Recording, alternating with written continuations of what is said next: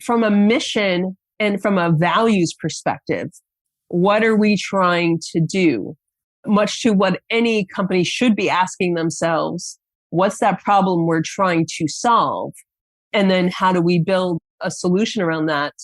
But then also with the DAO, instead of having customers play that one role of buying from us, how do we also bring customers in to co-create and really capture value with them so that they're building not only because they like our product or they like our service, but they're aligned really with the mission of where this company is headed. Welcome to the Unlearn Podcast, where host Barry O'Reilly seeks to synthesize the superpowers of extraordinary individuals to think big, start small, and learn fast. Here's your host, Barry O'Reilly. Welcome to the Unlearn Podcast. On this show, I'm delighted to be joined by Ja-Naé Duane, who's dedicated herself to one mission: make life better for 1 billion people.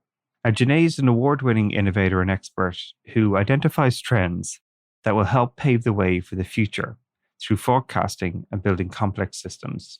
She guides executive companies and teams with behavioral economics in the metaverse, Web3, information warfare, corporate innovation, entrepreneurship, and DAOs. She's the best-selling author of The Startup Equation, How to Start Your Business with $100, and How to Create a Revolution. She holds degrees from Brown, Northeastern University. She's currently studying her PhD, and she's also faculty at Singularity University, where we both first met. And today, we're going to dive into the topic that she speaks about most regularly: distributed autonomous organizations, or DAOs. But before we get started, let's hear a little bit about what kicked off in her career and focusing in this area. I was in a freshman English workshop in my undergrad at Northeastern University. And I had my professor, who was a grad student, was talking about John Newton and had provided some reading for us. And one thing that I read by him, and he was a philosopher back in 16th century, but one of the things that he had said was that everything was interconnected. And it just made me realize, and at the time I was studying to be an opera singer, and that was my first career. Yeah, I love this. Yeah. But it made me realize everything that we learn is interconnected, and that ends up being built upon and then, can be sliced and diced in different ways. But also the systems in which we work, how we learn something new, how we build a company, the tenets of that company, how we're connected to our customers. All of these things, much like in nature, is very much an ecosystem. And I like to bring up symbiosis because when we think about symbiosis in nature, we think about survival, whether or not it's survival of the living organisms within the ecosystem through the sort of dependencies or interdependencies of these non-living organisms. There is this connectedness. And so that has very much informed everything that I've done, from being an opera singer to then being a 4-time entrepreneur to being a college professor, and now as a research scientist, really digging into our systems of the future and the technological enablement of that. And so much is interconnected and so much is changing. Yeah, and how we have to be ready for it. I'll tell you what, if there's one thing I wasn't ready for in a pleasantly surprised way, was you actually doing an opera performance midway through your presentation at Singularity University. I'll tell you what, you should just go alone for that, folks. It was amazing. I need to put a hat out next time I do that. You would have filled busking. it. There's no doubt about it.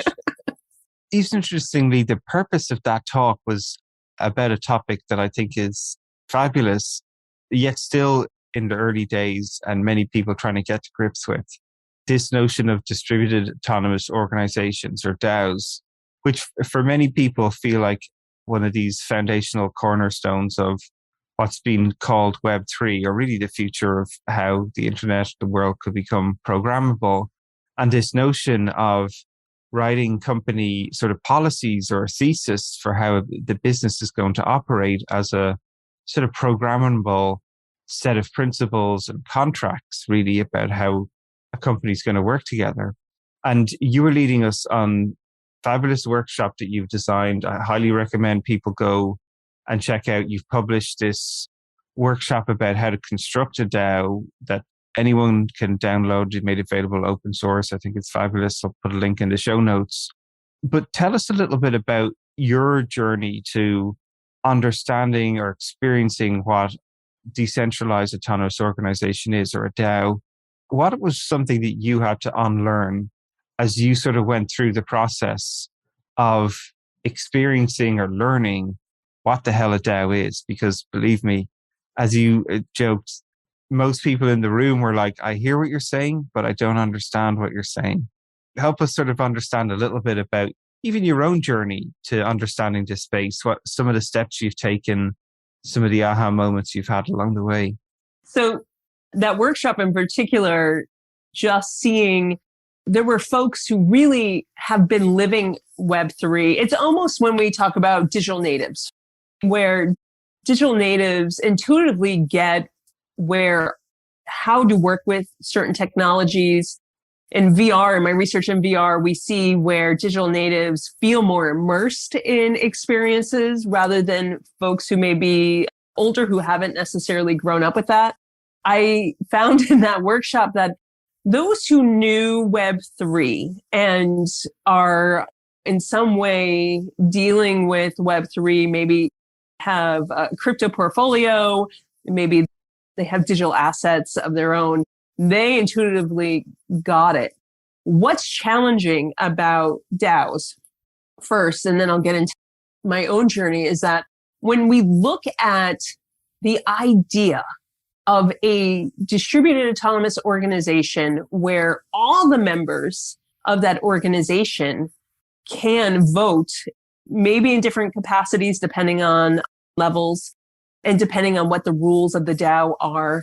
But the idea that there could be agency for everyone involved to really move an organization forward is a fundamentally different concept than what we've had over the past 200 years, right? So when we look at the first industrial age, the second industrial age, through information age, into sort of this fourth industrial age, as it's sometimes coined or termed, we are very much seeing two things in particular that I think really blow people's minds, is that we are seeing a distributed web that provides the opportunities for a more networked effect and more collectives to emerge and sort of self-organize. But with that, with the democratization of information that comes along with that, we are seeing these almost pockets of erosion around centralized models, as well as how organizations are used to building products and services and models around the concept of centralization. Everyone will revolve around us, and then we will end up creating that network effect. It's fascinating for sure. I keep thinking myself, and even my own experience, every company I've personally been involved with, there was the notion of maybe a CEO or a founder who sort of was in charge or made the ultimate decisions in companies. Or maybe it was a strong leadership team where there was 4 or 5 people who had great talents and they made decisions as teams. But that's it. That Right. is as like Right. decentralized as company that personally I've ever seen, where there was maybe 4 or 5 people who were experts but held the ownership of the company and its vision, and whatever decisions had to be made ultimately boiled down to the hands of a few, and still some sort of hierarchy, right? As you allude to, in the early industrial age, it was basically the manager just of the factory decided everything, and everyone just fell into line. There probably wasn't even much discussion or debate about Right. what should the company do. Well, we'll do whatever the person who owns it says. And to a certain extent, I think a lot of listeners probably feel like they're working in startups or businesses where ultimately it still boils down to one or maybe two people who make the decisions. They may take input, but ultimately they make the decisions. And I think what we're seeing, as you're alluding to, in this notion of truly decentralized autonomous organizations, is that the decisions are made by the community based on the rules that are defined in the sort of company artifact or the DAO that describes how we're going to make decisions. And people have voting rights based on the way they've contributed to the company. And that is fundamentally sort of different, but it rhymes a lot with people hearing things like shares and ownership and voting rights. And yet how companies, I think, in the physical world still operate is that it comes down to a couple of people making the choices at the end of the day. Facebook's a good example. Like, lots of people can own shares in the company, but ultimately, Zuckerberg owns most of the voting rights about how the company's going to operate and perform, versus these DAOs where you have highly distributed. You don't even know who these people are. Most of them have avatars that are proxies by a Bored Ape Club or a CryptoPunk or a Crypto Chick, where you just have an avatar that demonstrates your involvement in the community, how early you were part of it, how much weight your vote has based on the contributions you've made. It's totally awkward for me to even think about being part of something where I don't know the people or never met them in person. I don't even know what they look like. I'm judging a lot of their credibility through their behavior, and they just have some notional voting power based on the contributions they've made to the company in the guise of how it's defined in our rules of operations in these DAOs. It's amazing in many ways. So why aren't we dying by death by committee if we have so many people that can vote? How can these companies even get off the ground? Like, what have been some of the things, as you say, you've had to see and experience by doing them? Yeah. So the thing is that it's very nascent. There are different DAOs. So there's DAOs that are completely on chain. All the rules are written into a blockchain. Pieces of that are automated. But then we have DAOs that are more collective DAOs, if you will, that are completely off chain. There's small groups of individuals who are making decisions, to like Constitution DAO, trying to buy a physical asset together. So share a little bit more about Constitution DAO. That's a really interesting example for people who may not have heard what people tried to do there. Oh yeah, no, for sure. So I love this example. So when we think about things that we're interested in, we try to find like-minded people. It was why social media in its early days was so, what I consider so lovely in comparison to what I can consider it now. What we've ended up with. Yeah, dumpster fire. But to me, I think that DAOs provide an opportunity for the future of social networks. And Constitution DAO, to me, is an example of this. So one of the original copies of the Constitution was up for auction. And so what happened was a few individuals got together. This was considered a social DAO. This is not on a blockchain. This is just a small group of contributors. And within a week, they ended up with 17,000 contributors, and they raised over $40 million to try to buy an original copy of the Constitution. And so though they were not successful, part of what this does is that this provides a venue for people who might have like-minded interests to get together and then figure out other projects that they might work on. So this is where we see almost like that future social networks starting to come into play, where you're going to find these pockets. It's very much tribalism, if you will, at its best.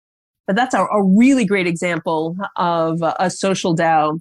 Another social DAO, which I thought was funny, is Pizza DAO, where members of this DAO are raising money through the creation of pizza NFTs, non-fungible tokens, where they They sell those tokens in order to throw a global pizza party just because they love pizza so much. This is DAOs off-chain, like trying to create social networks and social camaraderie, trying to find like-minded individuals globally and really connecting around that. What I find interesting though for organizations is there's an opportunity here. And to get back to your original question of how did you get here? Why are you working on this? And why is this important? The past close to 10 years, Barry, like I've been working in corporate innovation with multinational organizations. How do we move the needle? So much of that, two things, one of which you've already talked about, which is the shareholder and the exec team. But one of it's culture. One, if you don't have a culture of innovation, and then two, if your hierarchical structure has too many middlemen and just too many layers of fat, if you will, there's no way you're gonna get anything done. And it doesn't matter what your contribution is, because most people don't even know who you are besides whomever is in your team. And any recommendations that you make, to your point, once they get sent up the chain, they're not necessarily taken into consideration. So people very much are demoralized and don't feel like they have that agency within our current organizational structures. And depending on the organization, you could have founders who are current CEOs who have voting rights or the majority of voting rights. But no matter what, if it's a public company, you are beholden to your shareholders. Absolutely, yeah. Yeah, and if you're a private company, if you have investors who are sitting on your board, they're very much driving the decisions of that organization. So there's so much for every individual and for just an organizational construct to unlearn in this. And I think that's the biggest challenge. And I think that's why, I don't want to say we're moving so slowly with this, but why it's still sort of early days, because really what we're saying here is, listen, we're going to get together. And so Invisible College is doing this in education, where they're veteran educators and they wanted to create a new form of education. Like, how do we get a few folks who are like-minded to really sit down and think through, all right, from a mission and from a values perspective, what are we trying to do? Much to what any company should be asking themselves, what's that problem we're trying to solve? And then how do we build a solution around that? But then also with the DAO, instead of having customers play that one role of buying from us, how do we also bring customers in to co-create and really capture value with them so that they're building not only because they like our product or they like our service, but they're aligned really with the mission of where this company is headed. I mean, that's a large shift in consumer behavior as well that we have not even considered, and we've tried with open innovation. This brings it to a whole different level of really bringing the customer into the fold to be a part of the organization.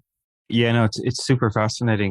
A lot of what I've been writing about recently is this notion of explosion of entrepreneurialism, literally, like, because tools are so cheap now relative to where they were 5-10 years ago, that anyone, and you don't even have to be technical, you can spin up a Squarespace site, plug in Shopify and Stripe, and then suddenly you're like, can sell products to the world for like $37 a month. And most of the templates exist to help you get up and running. It's amazing. It's a fabulous opportunity for entrepreneurship. But I think one of the other trends that has really struck me is this community-led businesses. People that are being brought together by a common purpose that they believe in, and not necessarily seeing the construct of a company where you have people building things that are pushing things onto customers. You have a community to believe in a product, a principle, a set of ideas, and they want to bring that to life. And whether you're building that company or you're an early user of the product and contributing to it, ultimately it's a community that you're bringing together to co-create, as you say. And then depending on that role that you're playing in the creation, you are rewarded with some level of ownership in that thing that you're creating. So if you're building, you're rewarded for the work. If you're an early user of the product, you're rewarded with ownership for participating in the company when it's early to give feedback to grow it. Whether you're just using the product and you love it and the true customer of the product, you should get a little reward for actually using the product and advocating and asking more people to come into the system. And I think the way, because we can programmatically measure that and track what people are contributing in different forms now, that is very interesting when you contrast it with the world you were describing of the classic company Open Innovation Day, where a CEO stands up there and says, give us your best ideas and we'll have a competition and see who wins. And we'll keep your IP and we'll file the patent and you won't get any credit for it. Yeah, sure. I'm going to give you my best ideas, because it's a sort of swing for the fences hope that if I help get through all the bureaucracy that goes through a company to get an idea off the ground, I might get a bonus for the year. One of my really good friends works for this very famous design company, and they're a multi-billion-dollar software product. And he found a whole new business model for them, built it from the ground up with a small skunkworks team, 3 or 4 of them, and turned it into I think they got to in the tens of millions of their first year. They're up to nearly 100 million in revenue now from this product in the first 3 years. And he was like, I've built this business and I got, I think, a 20% bonus in my salary for the year. And he's sitting there going I could have just spun this out as my own company.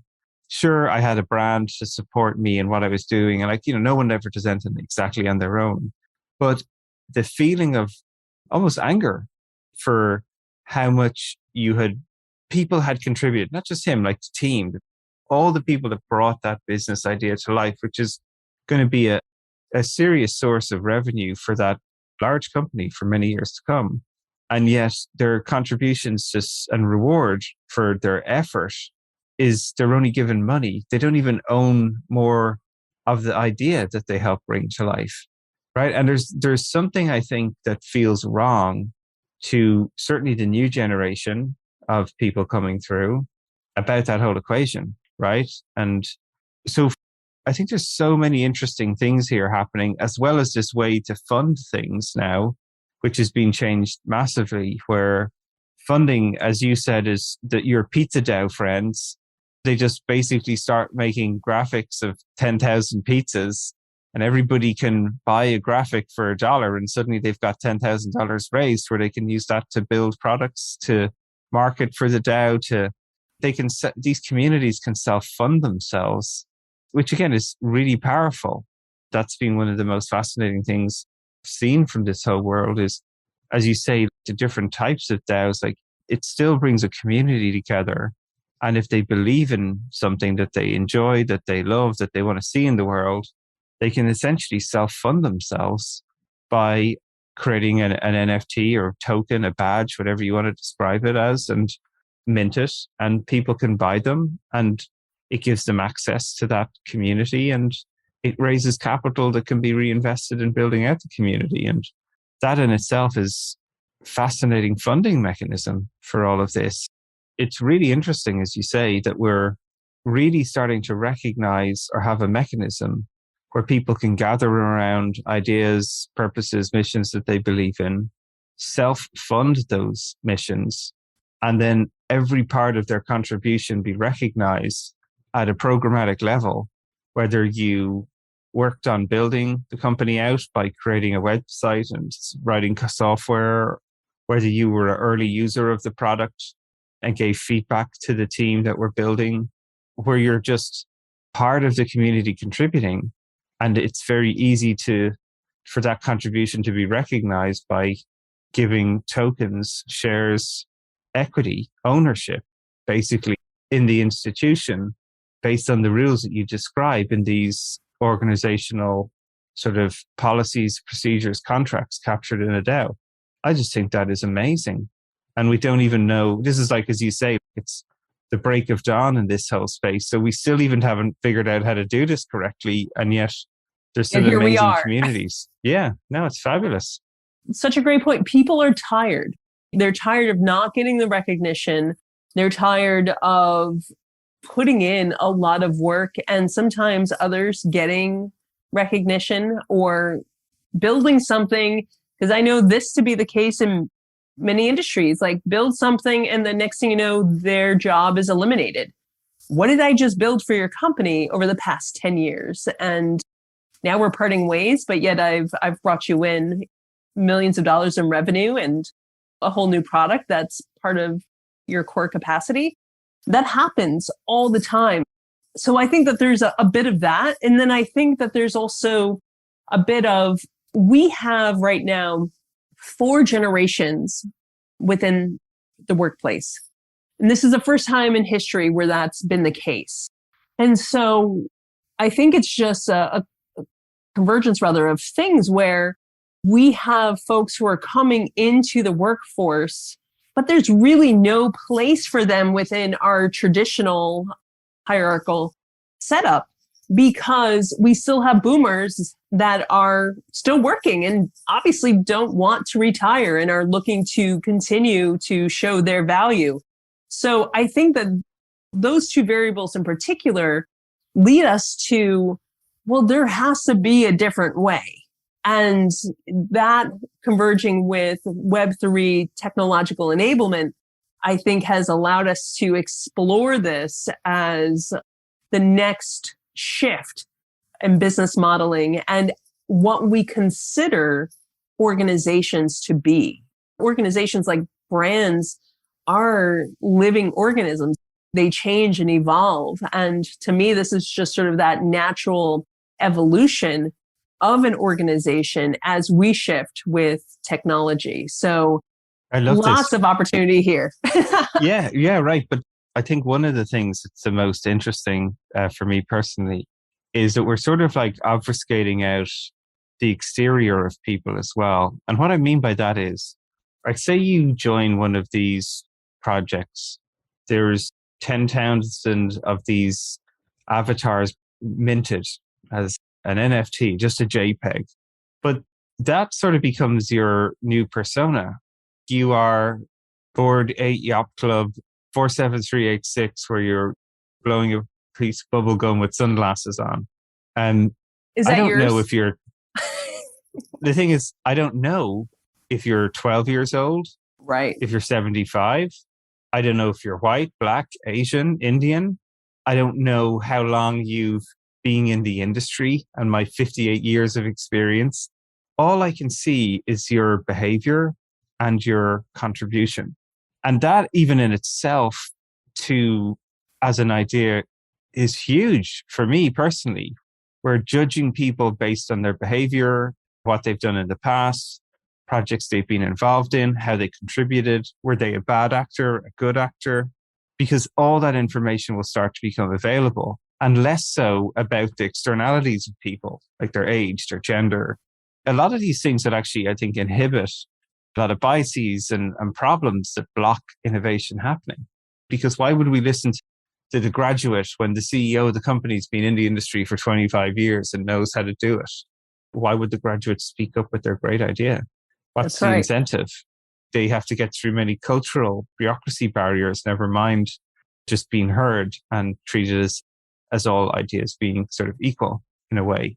That stuff is fascinating to me. And how is it going to play out is, I think, one of the most fun things. And my first startup was a mobile games development company. So gaming is like a central part of my world. One of the things I learned early in gaming is, like, when people play things like World of Warcraft or Minecraft, or your kids play this stuff, leadership emerges through how people perform and play in the game, the way that they can organize people, that they can bring them together, that they can make decisions and are risky decisions that sometimes have payoffs. And that's really inspiring as to like why people would like follow someone in a game or work with them join their team in these games. You've no idea if you're working with an 8-year-old or an 80-year-old when you're playing these these worlds, right? But there's a lot of behaviors such as leadership that emerge that you see in these games. And feel like we're entering more and more of that world. It's like these lines are blurring in many ways about what great leadership looks like, what contribution looks like, and that you're able to, at a programmatic, fractal, tiny level, recognize all these things and reward people for it. I think that is really fascinating. If we can get it right, it's going to be phenomenal. That's the key part. If we can get it right. And that's always and we can try, because what is right and what does that mean? I think to your point, like it really does shift many of the conversations that are occurring now in diversity, equity, and inclusion of, will that even matter in many work contexts, right? I mean, if I have a horse head and a monkey's body and I'm leading a charge, you have no idea what I actually look like or what my age is, to your point. And what I love about this is that this is very much to what Linda Grafton out of Oxford had predicted around the liquid workforce, where you will, instead of just work for one company, you will contribute to many companies and you will be judged on your credibility and on your last gig. You know, again, like as an opera singer or, you know, a previous opera singer, just like any consultant, you're only as good as your last gig or your last job.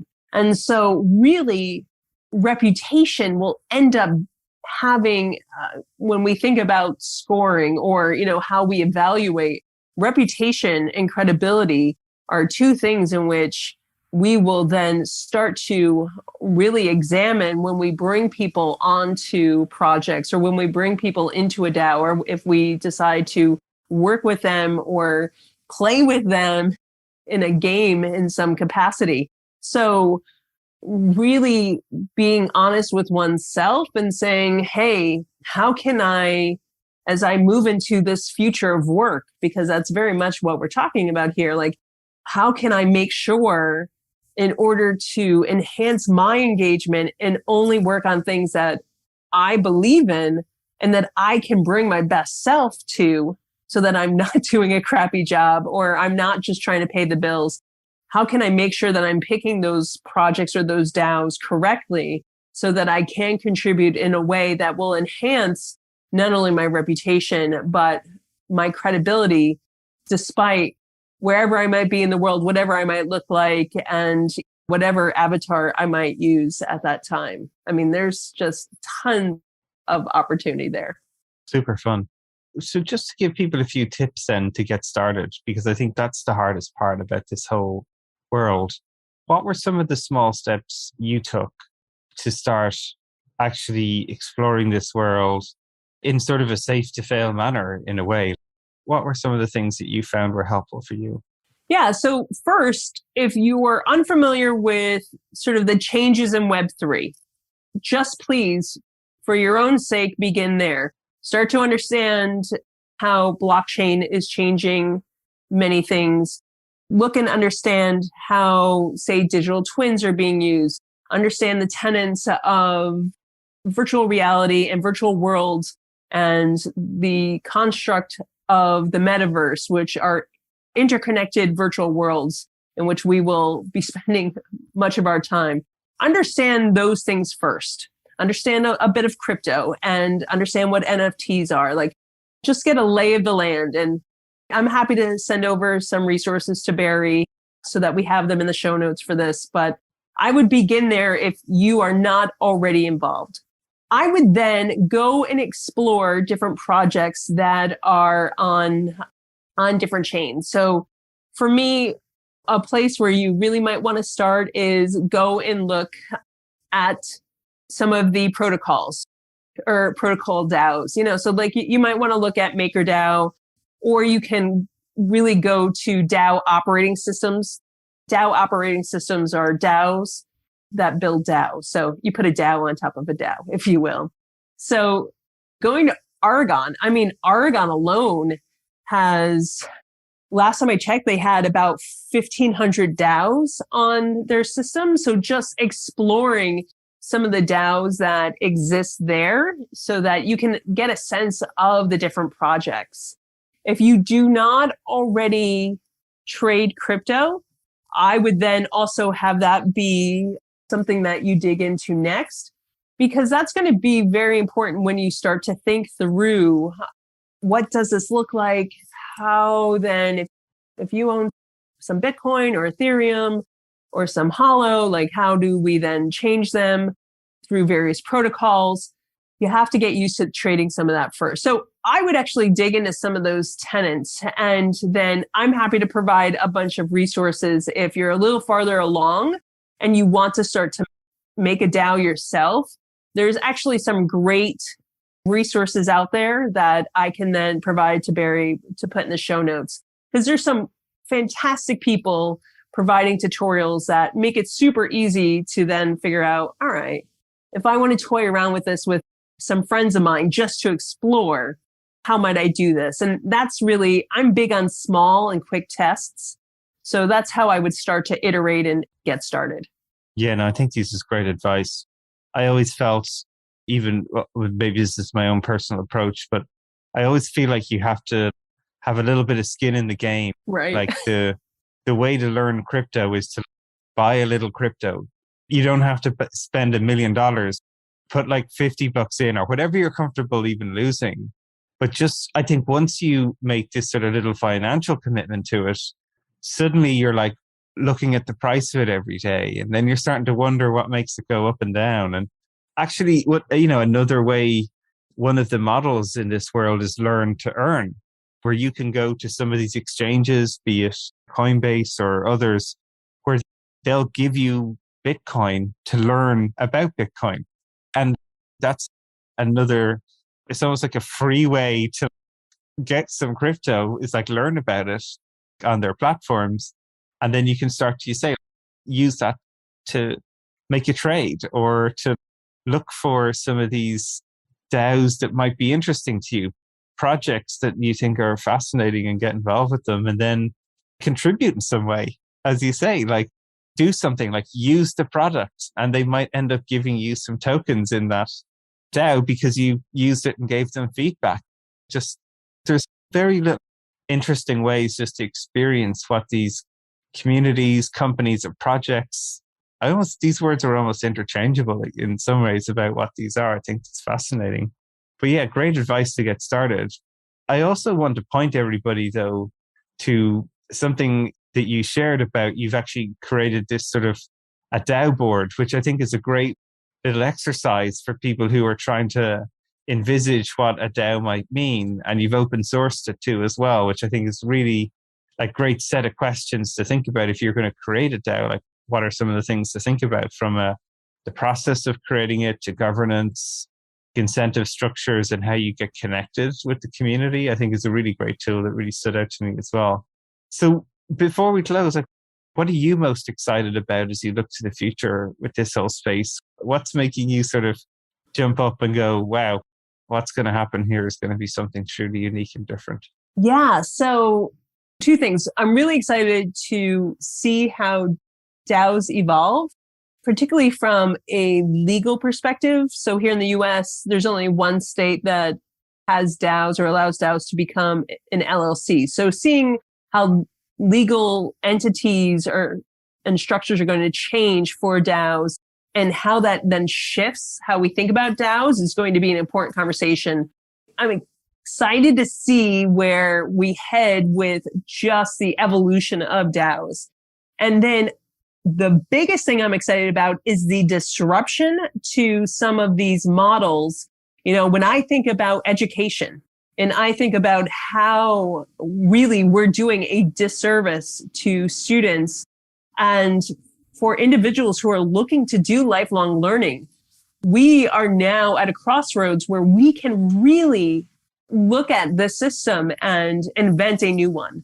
And so to me, it's an exciting time, but we also need more people in the conversation to have these conversations and identify what are the structures and ways in which we can move this forward that really sort of bridges that gap that technological enablement just immediately creates, right? It immediately creates a divide within society and within the human population. So how can we find opportunities to make sure that we're really providing folks with the opportunity to maybe learn to earn and find ways in which we can provide this new structure and opportunities for participation to individuals who maybe wouldn't normally have that opportunity. To me, that's just such exciting stuff, Barry. Yeah, no, it's amazing. Well, look, thank you for coming on and sharing some of your own experiences with us. I'm sure we'll have you back on the show again, even to hear how your own thinking evolves, even over the next 6 months, year, who knows? This space moves so fast. But again, it's great to have you in the show, and thanks for sharing. And everybody look out for all these great links that'll be in the show notes. We'll see you soon. Thanks, Barry.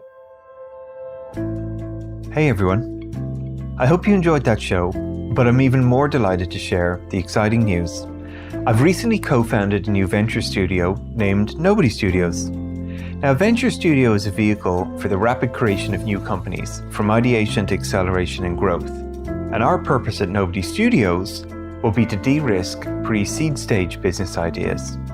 We'll do this by minimizing the time, speed, and capital involved in validating truly repeatable and scalable business models before any significant venture investment. We've an audacious goal to start 100 compelling companies over the next 5 years, and who knows how many beyond that. So if you're interested in radically changing the way work is done, how products are created, companies built and funded, even democratizing the wealth creation and how returns are distributed, this could be the business for you. We're looking for talent, capital, and influence. If you wish to contribute any or all of these, just get in touch. You can follow us on nobodystudios.com, on our LinkedIn page, all the social media accounts, or simply my newsletters and what I'm sharing. We'll be launching a truly innovative crowdfunding campaign, and I'd be honored if you'd be willing to join us on this journey and become a